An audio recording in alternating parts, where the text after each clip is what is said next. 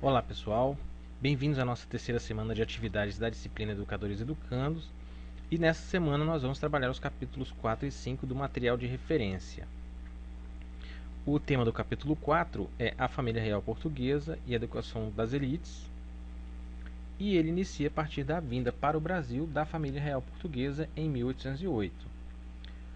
Essa vinda aconteceu porque, na época, Napoleão Bonaparte havia proposto o chamado bloqueio continental, que consistia na proibição de manutenção de comércio entre os países submetidos ao domínio do primeiro Império Francês com a Inglaterra.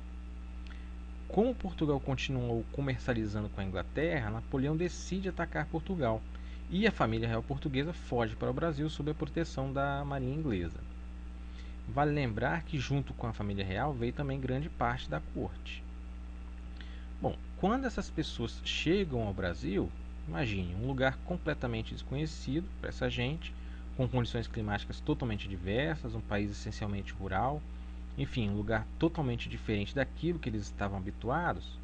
Então, essa elite não abdicou de sua forma de vida habitual. Grande parte ainda queria viver de acordo com os costumes e os hábitos europeus, o que se mostrava descolado da nova realidade. João Molevade fala que no Brasil daquela época, quer dizer, de 1500 até a chegada da corte, vivíamos o subdesenvolvimento cultural, porque a nossa sociedade não deu à escola sua devida importância, até porque isso não interessava ninguém. Imagine, por que eu, senhor de latifúndio, ou seja, dono de terras e escravos, recém-chegado a uma nova terra, deveria me preocupar em me movimentar de alguma forma para que a minha força de trabalho tivesse acesso à educação, entende? Essa forma torta de pensar era o pensamento dominante. As pessoas não vinham para o Brasil com o intuito de fazer do país um lugar desejável para se viver. Até porque o Brasil não era um país, mas era uma colônia de onde se deveria extrair ao máximo toda e qualquer riqueza conhecida. Então, olha só o que nos diz o segundo parágrafo da página 39.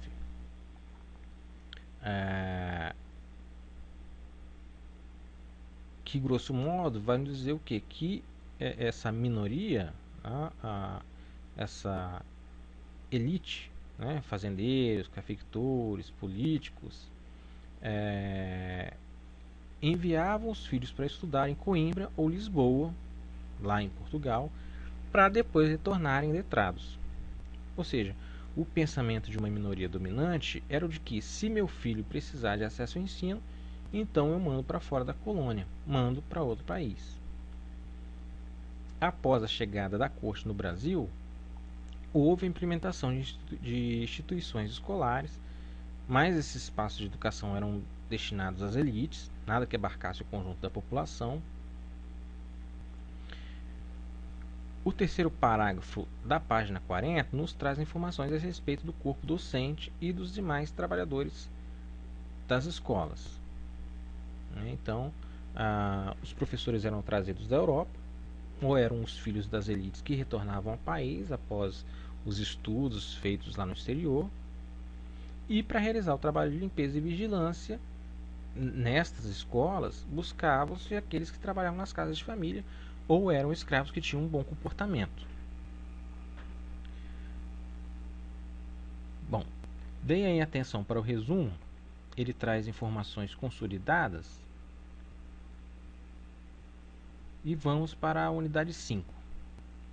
A educação escolar nas províncias e a descentralização do ensino. Essa unidade trabalha a educação no contexto posterior à separação política entre Brasil e Portugal, ocorrida em 1822. Então engloba o primeiro reinado, que foi de 1821 a 1831, mas passeia também por diferentes períodos, até principalmente 1889, com a instauração da República. O capítulo inicia com uma visão geral da organização social como um todo, que engloba o arranjo econômico, político e a organização social dentro dos movimentos sociais, ou seja, dentro dos diversos movimentos de insurreição que surgiram e que tinham diferentes solicitações, enfim, defendiam diferentes ideias. E o ponto que eu gostaria de chamar a atenção é a partir do primeiro parágrafo da página 46, que nos diz o seguinte: a partir de 1850, a Inglaterra aumentou as pressões para o fim do tráfico de escravos da África. Aí nós temos uma informação que merece ser contextualizada. Por que a Inglaterra aumentou as pressões para o fim do tráfico de escravos da África a partir de 1850? Bom, nessa época a Inglaterra estava no auge da Revolução Industrial, que consistia na transição para novos processos de manufatura. A produção de inúmeros produtos deixava de ser artesanal, vamos dizer assim, e passou a ser realizada em larga escala. Então, por exemplo, se antes para produzir uma camisa levava um dia, após a Revolução, com o uso de máquinas e muita mão de obra, esse processo levava alguns minutos, e por dia conseguia-se produzir centenas de camisas.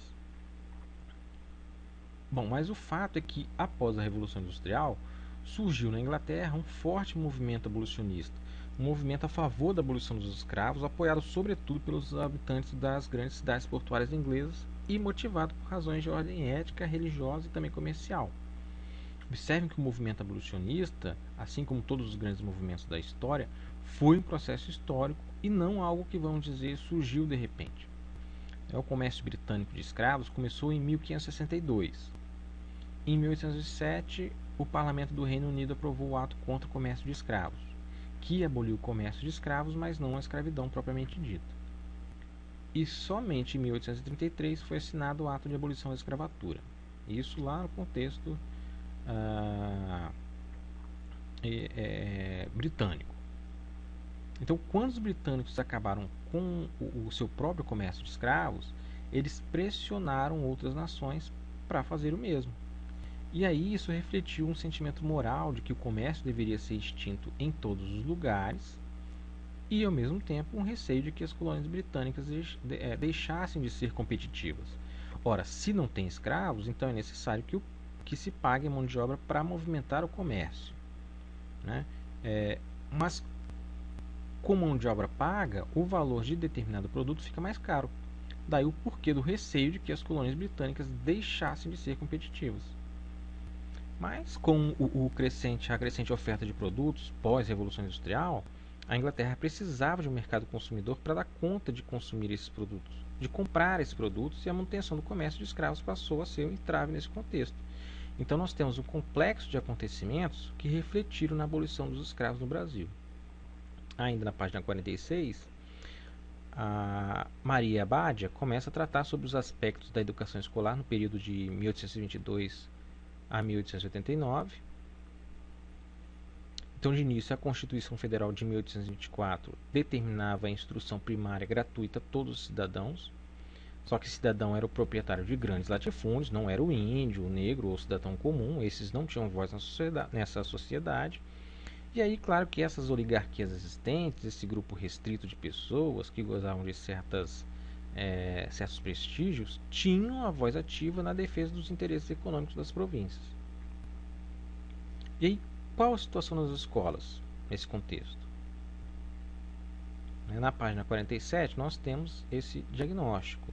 Elas continuavam insuficientes, isoladas, irregulares, faltavam espaços adequados para a sala de aula e para as mobílias, faltavam professores, materiais pedagógicos, recursos financeiros e, além do pouco reconhecimento da escola como lugar de formação de homens.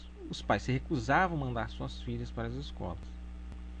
Os custos com alimentação, vestimento e transporte, bem como a visão machista de que os estudos para nada serviam, distanciaram ainda mais o acesso das mulheres às escolas e aos bens culturais. Bom, já deu para perceber que o acesso à escola era super restrito. Se a gente ler o que diz a Lei Geral do Ensino, na página 48, no papel tem uma roupagem que parece ser bem resolvida, ou quase, né? Porque enquanto o artigo 1º informa que onde for necessário implantar as classes de primeiras letras, estas serão implantadas, olha um artigo 11 que diz ser necessário um conselho para deliberar sobre a necessidade de implantação de uma escola para meninas.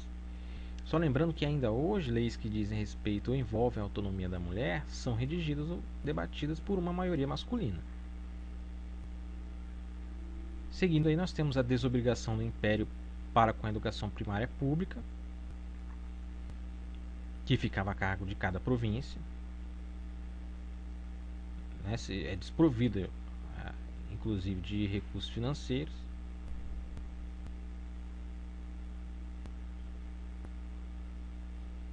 Depois, a partir de 1840, nós temos a implantação dos liceus, a criação do Colégio Dom Pedro II, no Rio de Janeiro, em 1837.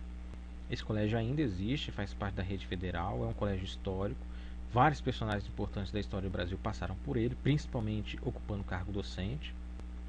Sempre lembrando, pessoal, que a questão da divisão de classes esteve sempre presente no contexto escolar, com a exclusão dos negros escravos, como nos aponta aí o decreto 1331 de 1854 e o 7031 de 1878, além da grande dificuldade de acesso por parte das mulheres. A educação sempre restrita a uma minoria abastada e a presença da Igreja Católica no contexto educacional. E finalmente o momento em que os funcionários das escolas passaram a ser vistos pelo poder público com a reforma do ensino primário de 1883 proposta por Rui Barbosa. Então vejam bem, os funcionários das escolas passaram a ter visibilidade legal 75 anos depois da vinda da família real para o Brasil. E reflitam sobre como a educação no Brasil vem sendo tratada desde os primórdios de nossa história. É isso, pessoal. Não deixe de ler o material, se debrucem sobre as atividades. Boa semana e bons estudos.